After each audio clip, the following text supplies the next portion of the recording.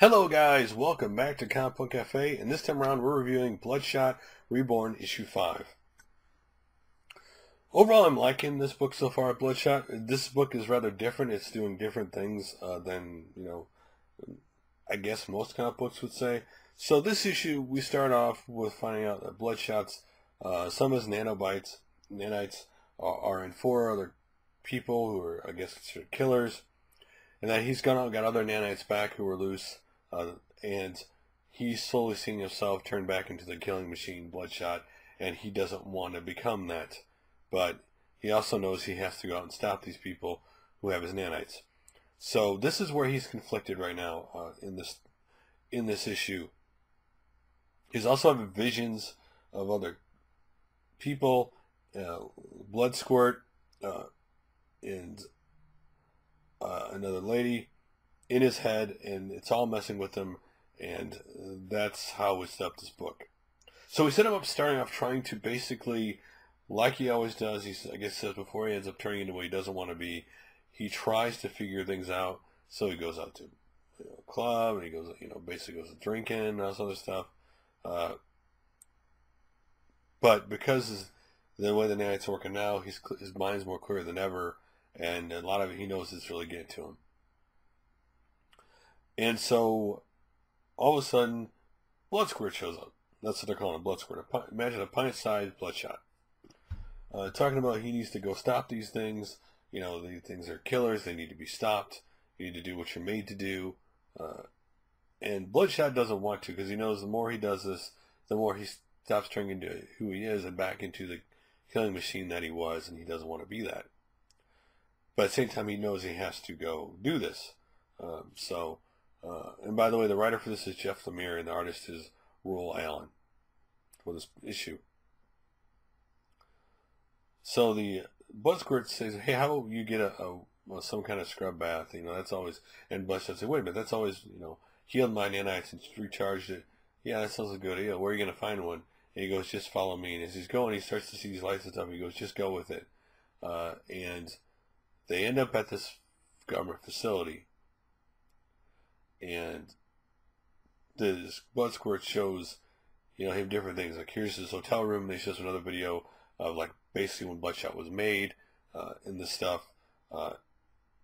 And Bloodshot has the folder, which the folder tells him. He gives him the folder, which the folder tells him, who he was and the experiment and everything, which he's never been able to open.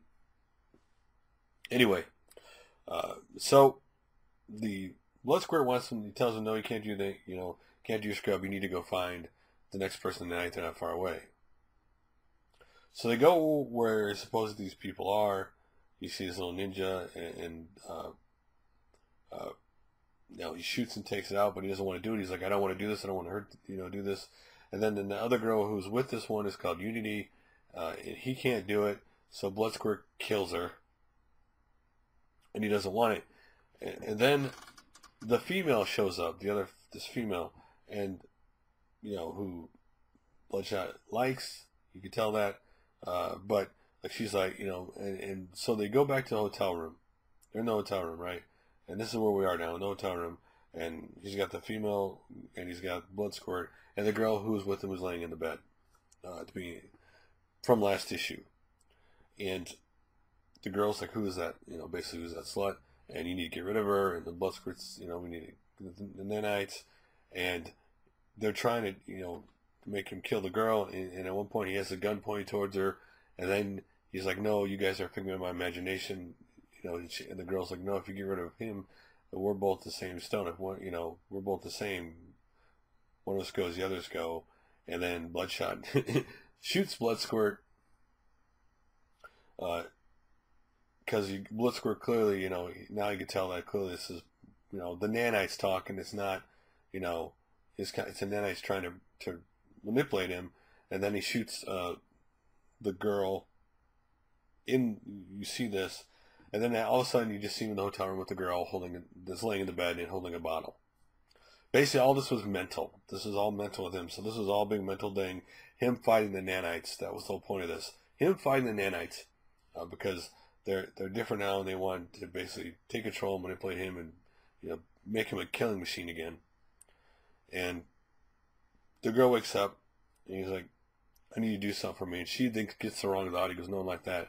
He goes, can you open this file of who I was before I was Bloodshot in the experiment? I can't open it. I need to know if I was a good guy, a good man, before the nanites take over, before I get the rest of these nanites and I become the killing machine again. She goes, well, aren't you good now? So he wanted to know if he was a good person before. It seemed to me to matter a lot to him. Anyway, so she opens it, she reads it, and that's basically how the book ends. I mean, that's basically what all that goes on. And so, because he knows he's going to have to hunt these other 4 down who have the nanites, and he knows that as he takes these nanites back, that, he's going to become this kind of, and it's from the very beginning of this issue that this is established. He knows, and you know, that he's going to turn back to a killing machine if he collects all these nanites. Again, have them all in his body again, so. And they're different now, too, so. A rather interesting issue because more of a mental thing. You get to clearly see the character, Ray Garson, aka Bloodshot, as a human who knows what he was, who knows, even though he knows every time he fights this that he eventually becomes a killing machine again, but he continually wants to fight it. He continually wants to know that he's a good person. But he knows he has to stop these nanites because he's pretty much, it's his responsibility. He's the only person who can do it. Again, a really cool book. Not the greatest fan of the art style in this book, to be perfectly honest with you. But I like the story. I thought it was interesting where they went with his mental fight with himself, the nanites in him, even though you don't know it till the end.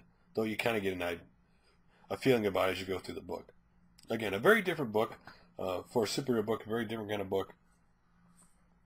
More about the character and the nanites, obviously, and what's going on there. So, what did you think about Bloodshot Reborn issue 5? Did you like it? Did you like the whole nanite, him kind of mental battle? You didn't really know what was going on, and how it all has been playing out with the character, human, knowing, basically the humanity of this character right now. I'd love to hear your guys' thoughts like always, and I'll make another review soon. Later.